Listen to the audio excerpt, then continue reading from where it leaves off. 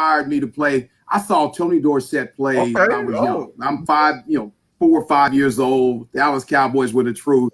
33 is rolling and running that rock, and he looked just like my dad. Just like my dad. The initials are the same. My dad is Tony Draft. Tony Dorsett. They looked alike, same height, same age. And it was like, man, I'm going to be running back. I'm going to wear 33. I'm going to do this. And, that's when I first wanted to play football. But I'm very, it's very important to say that you can want to play football and then you play football. You play football. And I remember when I first came out of the fields, I was 10 years old. I'm playing in our youth football, junior All-Americans, what we called it in Orange County. And I come out on the field and, they ask you what position you're going to play. All right.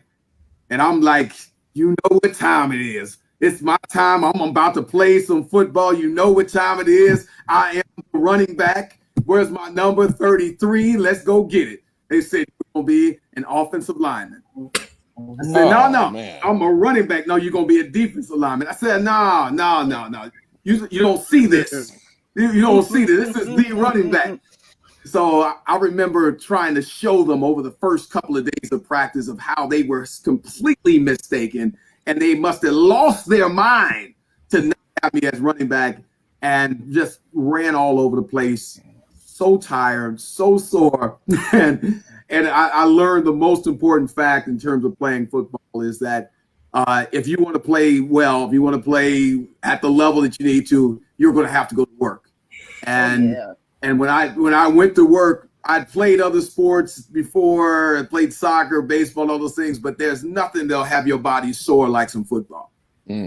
Oh, I remember being at home after those first couple of practices, and I'm like, man, they not let me play running back, and I'm sore and I'm hurting, and he's looking at me like,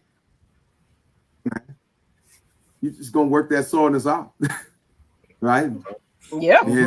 Get right back up and do it again. Yeah, they no excuses. You gonna play the positions they put you in, and you gonna work that soreness out.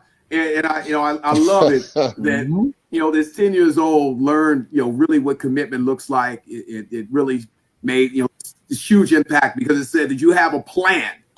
I had my plan, and somebody else had another plan for me.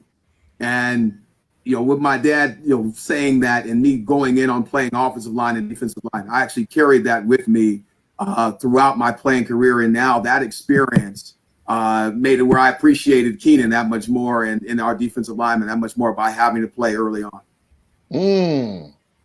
Definitely. Anybody want to add to that? Yeah, Draft, you talk about having, about you was wanting to be a running back and they had you playing defensive line at first. I sit up and think back, football wasn't always like my first choice neither. I thought I was going to be the next Jose Canseco. I used to play baseball growing up, and, one of them things, man, I had that thick gene and I grew out of it, man. So next thing you know, hey, there I am on the football field. But I've been playing baseball since about 6-7 years old, bro. So, baseball. Yeah, I love baseball. Did you ever think that you was going to have a career in baseball? It's something that, like you said, you had your story about NFL, but playing football. But did you ever really think that you was going to be? Because that. Oh yeah. That baseball field, time, like it's really hard to see you, star like that. Something happened. My eyesight started getting bad and couldn't quite see that baseball the way I needed to see it. And I didn't want to wear my glasses out there. So, it was a good thing. I transitioned into football and the guys are a couple yards in front of me. So don't worry. I got the whole eyesight thing fixed later on. But it kind of pushed me in that direction. Hey, baseball's not it for you. Get over here. You're on the line, baby. Okay. Let's go into the next one then. Since we got into how y'all started with playing football, now that we are pro, who was your favorite teammate or coach when you played for the Falcons? So I'm going to say Kynan was one of my favorite teammates with Mr. Forney, that young man from Nacogdoches, Texas. My dog. But in terms of a coach, I have to say Wade Phillips is my dude, man. Wade Phillips is my guy, and really a coach that really cared about his players. You know, a lot of times when you're around football, people say, "Oh, it's like a family. We're so close and we're this."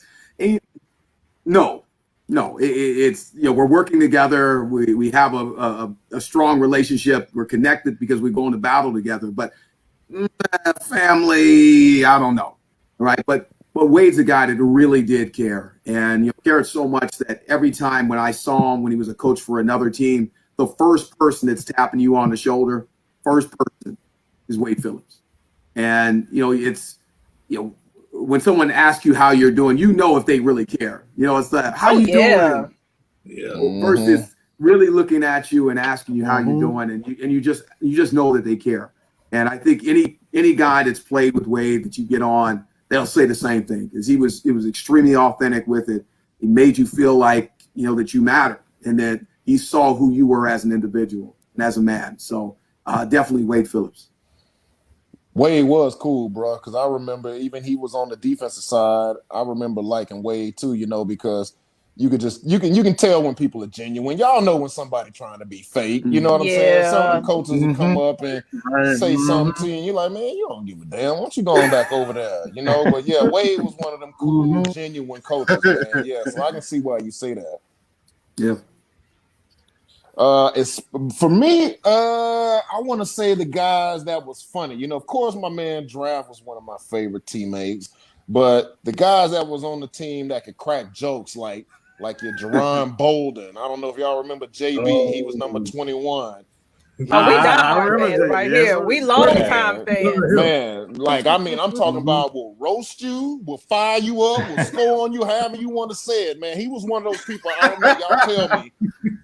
Like, we all had that friend or somebody in your class or your neighborhood on the bus or something where you know not to get on him, because if he get back on you, he gonna be on you for about 30, 40 minutes and have everybody laughing at you.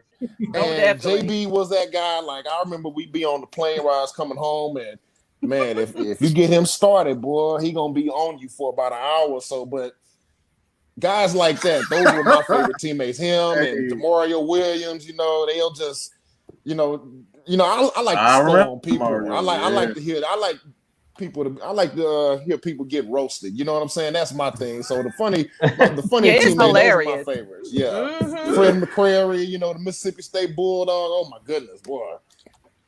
Yeah, and I mean, you know, those jokes during those times, because during the football season, it's a long season. You know, you count in all the training camp, and, you know, you need something to kind of get your mind off of how your body's feeling, because we always had this famous saying once the football season started, on the first day of training camp. What was that, Draft? This is the best that you're going to feel all year. The rest of the year, your body's going to be in a constant state of inflammation, so you need something to kind of get your mind off of it, just to kind of make it go by, because, you know, it's a long season, y'all. Trust me, that's a long year of football. Oh, I can imagine.